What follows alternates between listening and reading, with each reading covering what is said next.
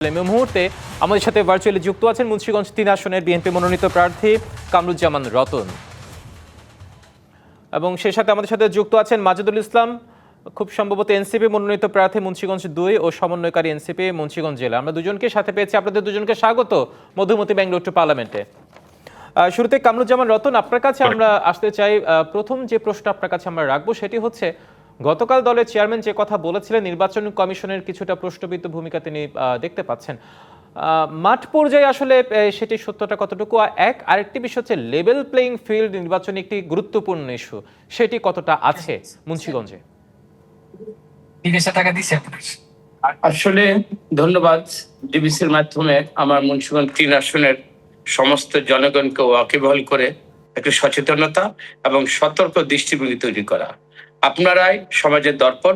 ডিবিসির মাধ্যমে আমি যে জিনিসটা আমার মানুষকে একটা মেসেজ দিতে চাই সেটা হলো, তারেক রহমান একটা সার্বিক নির্বাচন কমিশনের বর্তমান যে পরিস্থিতি, লেভেল প্লেইং ফিল্ড, উনি সার্বিক বাংলাদেশকে নিয়ে কথা বলেছেন।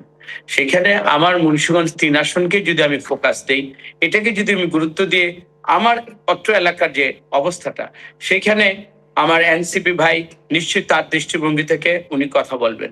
বাট আমাদের যে সার্বিক পরিস্থিতি, এই পরিস্থিতির মধ্যে আমরা জানাবো সংখ্যা আমি দেখছি কিনা, সেখানে সবকিছুর মধ্যে কিন্তু বোঝা যাবে ২২ তারিখ যখন আমরা নির্বাচনী প্রচারণায় ফাইনালি প্রতীক নিয়ে আমরা যখন আমার ধানের শীষের প্রতীক নিয়ে যখন আমি কাজ করতে যাব, কাজের মধ্যে দিয়েই আমি তখনই বলতে পারবো যে পরিবেশটা আমার অনুকূলে না প্রতিকূলে। এবং আমি যতটুকু প্রশাসনকে আমি দেখেছি, ওনারা আন্তরিক এবং আন্তরিকতার যে ছোঁয়াটা, এটা আমি স্পর্শ করতে চাই। আমি কাজ করতে গিয়ে আমি বাস্তবে এটাকে রূপ দিয়ে আমি স্যাটিসফাইড হতে চাই। এবং যেহেতু এখন আমি ২২ তারিখ হিসেবে পাইনি, বাট এখন পর্যন্ত নির্বাচন আচরণবিধি যতটুকু মেনে, যতটুকু পথ চলা দরকার নির্বাচন কন্ডাক্ট করার জন্য, মানুষকে সম্পৃক্ততা এনে আমার কাজের পরিধি এবং রিটার্নিং যে আমার যে ভোট কেন্দ্রগুলো, ওই ভোট কেন্দ্রের পুলিং এজেন্ট থেকে নিয়োগ করে সবগুলোকে আমি যতগুলো আমি এর মধ্যে আমি পেরেছি, আমি কিন্তু সচেষ্ট। এবং এই কাজ করতে গিয়ে আমি এখনো পর্যন্ত কোনো বড় ধরনের আমি বাধা পাইনি।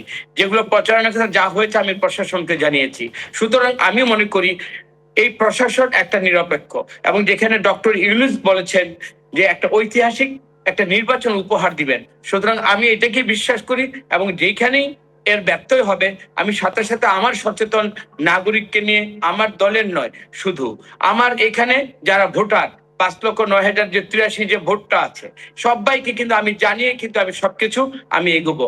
প্লাস এখানে অংশীজন যারাই আছে তাদেরকেও কিন্তু আমাদের যে সার্বিক যে সমস্যাটা, এটা আমি তাদেরকেও জানাবো। এবং আমি চাবো সম্মিলিত লেভেল প্লেইং ফিল্ডের জন্য সবার সমান অধিকার, সমমর্যাদা এবং প্রচারণার ক্ষেত্রে আমরা যারা সমান সুযোগ পাই, এটি আমাদের ঐকান্তে সবাই মিলে এই প্রচেষ্টাটায় আমরা সচেষ্ট থাকবো।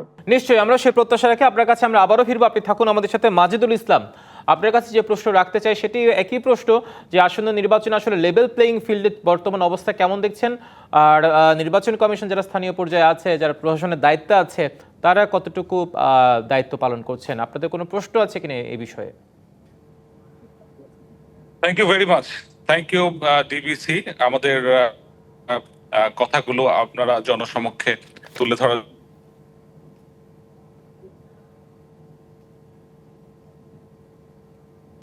মাজেদুল ইসলাম, আমার খুব সম্ভবত আপনি বোধহয় গাড়িতে আছে, কোন এক জায়গায় থামিয়ে কি কিছুক্ষণের জন্য একটু যুক্ত হওয়ার সুযোগ আছে? জি জি জি, সরি। তো বেসিক্যালি আমি আসলে লেভেল প্লেইং ফিল্ড বা নির্বাচন কমিশনের ভূমিকা, এটা তো আসলে একটা তো সেন্ট্রালি সারা দেশব্যাপী যে পলিসি মেকিং, সারা দেশব্যাপী যে সিচুয়েশন, এটা নিয়ে আমাদের সেন্ট্রালের পক্ষ থেকে বিভিন্ন সময় বিভিন্ন বিষয়ে জানানো হয়, সেটার বেসিসে কোর্সেস অফ অ্যাকশন নেওয়া হয়। আর আমার এলাকার ভিত্তিটা যদি আমি বলি, সো ফার আলহামদুলিল্লাহ সিচুয়েশন ইজ ভেরি গুড। এখন পর্যন্ত ধরেন আমি মানে পক্ষপাতমূলক এরকম কোনো আচরণ বা দৃষ্টিভঙ্গি কমিশনের পক্ষ থেকে ফেস করি নাই। এবং যারা জেলা পর্যায়ে আছেন এবং উপজেলা পর্যায়ে যারা আছেন অফিসারেরা, তো ওনারা হ্যাজ বিন ভেরি সাপোর্টিভ। আর লেভেল প্লেইং ফিল্ডের কথা যদি বলি, আমি সো ফার এখনো চ্যালেঞ্জ ফেস করি নাই। আসলে যদি আমি বলি যে এনসিপি তো আমাদের আসলে অনেক নতুন নতুন দল, মুন্সিগঞ্জে আমাদের আসলে সাংগঠনিক ব্যাপ্তি অতটা এখনো স্ট্রং না। তো এটাও একটা কারণ, যেই কারণে ধরেন আমরা আহ, আহ, আমরা অত ব্যাপকভাবেও যে প্রচারণা করতে পারছি তা না, বাট যতটুকুই করতে পারছি সেখানে আসলে আমি সোফার কোনো চ্যালেঞ্জ এখন পর্যন্ত ফেস করি নাই। নিশ্চয়ই আমরা আর আপনার কাছে আমাদের আবারও ফিরবো, এখন আরো বেশ কিছু প্রশ্ন আছে আপনার প্রতি আমাদের, কিন্তু তার আগে কামরুজ্জামান রতন আপনার কাছে ফিরতে চাই। যেটি বলছিলাম যে দীর্ঘদিন পর আপনারা ভোটাধিকার প্রয়োগের সুযোগ পাচ্ছেন, এক নম্বর বিষয়। দুই নম্বর যে বিষয়টি সেটি হচ্ছে দীর্ঘদিনের জোট সঙ্গী, দীর্ঘদিনের মিত্র এখন মাঠে আপনাদের প্রধান প্রতিদ্বন্দ্বী, এবং তারা জোট 11 দলীয় জোট। আপনার সাথে সহ আলোচক মাজেদুল ইসলামও সেই জোটে আছেন। কি মনে হচ্ছে আপনাদের নির্বাচনী পথ কতটা চ্যালেঞ্জ হবে সেই জোটের বিপরীতে গিয়ে? আসলে প্রতিটি দল বা প্রতিটি মার্কার পক্ষে কিন্তু একটা জোট গঠিত হয়েছে। এই জোট গঠন এটা এই সাবকন্টিনেন্টে এটা স্বাভাবিক প্রক্রিয়া নির্বাচনের পূর্বে। কিন্তু আমি আমার প্রতিপক্ষকে আদর্শিক প্রতিপক্ষ না, আমি প্রতিদ্বন্দ্বী মনে করি। প্রতিপক্ষ আমি এই শব্দটাই ব্যবহার করতে আমি মানে আমি রাজি না। সেখানে হলো যে যার আদর্শ ভিত্তিক বা জোট ভিত্তিক যে প্রচারণাটা আমরা করব, সেখানে আমি আমার প্রচারণাটা নির্বিঘ্নে করতে পারছি কিনা, বা এই যে আজকে এনসিপি মাজেদ ভাই সহকারে যারাই জোট গঠন হয়েছে, তারা যদি আদর্শ ভিত্তিক জনগণের কাছে যদি তাদের অ্যাকসেপ্টেন্সটা বা তাদের যে নীতিমালাগুলো জনগণের কাছে আগামীতে 5 বছরের যে পার্লামেন্ট হবে, সেইখানে পার্লামেন্টের মাধ্যমে জনগণের কাছে যে প্রতিশ্রুতিটা সেটা যদি আমার চেয়ে ভালো হয়, সেটা থেকে আমাকে সাধু বা আমি জানাবো, এবং আমার ভিতর থেকেও আমি তাদেরকে ওই মনমানসিকতা দিয়ে তাদেরকেও আমার যদি বেটার কিছু তারা দেখাতে পারে, সেখানে তো আমি জনগণের কল্যাণটাকে আমি বেটার মনে করব। আমার ব্যক্তি চাওয়া পাওয়া বা আমি কতটুকু জনগণের কাছে লুজ করব বা আমার নেতৃত্ব এখানে প্রতিষ্ঠিত হবে কিনা, আমি জয়ী হতে পারবো কিনা, তার থেকে বড় আমার চাওয়া পাওয়া হবে যে মানুষ যে প্রত্যাশা নিয়ে জাতীয়তাবাদী দলের যে জোট এবং এনসিপির বা 10 দলীয় 11 দলীয় জোটের মাধ্যমে তারা যে মানুষের কাছে প্রতিশ্রুতিটা দেবে মুন্সিগঞ্জ উন্নয়নের জন্য, তারা যে জনগণকে যে একটা বার্তা দিবে একটা উন্নত ভবিষ্যতের জন্য, রাষ্ট্র সংস্কার, একটা বেটার একটা গুড গভর্নেন্সের জন্য তারাও যে সচেষ্ট, সেটা যদি আমাদের দলের থেকে ভালো হয় মোস্ট ওয়েলকাম। তারপরও আমি মনে করি সর্বোপরি জনগণ এর সিদ্ধান্ত নেবে, এবং জনগণের সিদ্ধান্তের ক্ষেত্রে জনগণ কিন্তু একটা জিনিসই জানতে চাবে যে আমি ভোট কেন্দ্র আমি যাব, যেটা আমি 17 বছর এই বাংলাদেশের কালচার থেকে এটা হারিয়ে গিয়েছিল। সেইখানে আমি যে প্রত্যাশাটা করি, এনসিপির ভাই সরকারের জোট যে প্রত্যাশাটা করে, আমরা একটা সুস্থ পরিবেশ চাই। সেই পরিবেশ মানুষকে করে দেওয়ার জন্য এই সরকার যারা বদ্ধপরিকর, নির্বাচন কমিশন যেখানে ওয়াদাবদ্ধ, আমি মনে করি এটাকে বিশ্বাস করতে হবে, এবং আমাদেরও জবাবদিহিতা আমাদেরও থাকতে হবে। আমাদেরও সবকিছুর মধ্যে জনগণ যেন আমাদেরকে এমন ভাবে পর্যবেক্ষণের মধ্যে দিয়ে শান্তিপূর্ণ একটা রায় দিতে পারে, এবং রায়কে মেনে নেওয়ার মতো মানসিকতা যেন আমাদের মধ্যে কাজ করে, এবং এইটাই যেন আমরা মেনে নেব, এইটাও কিন্তু জনগণের কাছে এই বার্তাটা থাকতে হবে। নিশ্চয়, তো দারুণ উপলব্ধি। আমরাও চাই ভোটের দিন পর্যন্ত এবং পরবর্তীতে এই উপলব্ধিগুলো কাজে আসুক। আমরা চাই মুখের কথার কাজের কথায় যেন মিল থাকে জনপ্রতিনিধিদের। মাজেদুল ইসলাম যেমনটি বলছিলেন, কামরুজ্জামান রতন যে কথাটাই বলছিলেন যে তাদের আদর্শ হচ্ছে আপনাদের আদর্শ যদি জনগণ অ্যাকসেপ্ট করে, তাহলে সেই ক্ষেত্রে যদি বেটার কিছু হয় জনগণ বেছে নিক, কোনো আপত্তি নেই। এই যে একটা সৌহার্দ্যের প্রতিদ্বন্দ্বিতামূলক একটা অবস্থান, সেটি আসলে নির্বাচন পর্যন্ত কতটা বজায় থাকবে? 22 তারিখ থেকে প্রচারণা শুরু হচ্ছে। আরেকটি বিষয় হচ্ছে, আপনি বলেছেন আপনাদের এখানে তো সাংগঠনিক ব্যাপ্তি ততটা না, কিন্তু জোট থেকে তো আপনারা সমর্থন পাচ্ছেন। সেই সমর্থন আসলে কতটা আপনাদেরকে ভোটের মাঠে এগিয়ে রাখছে?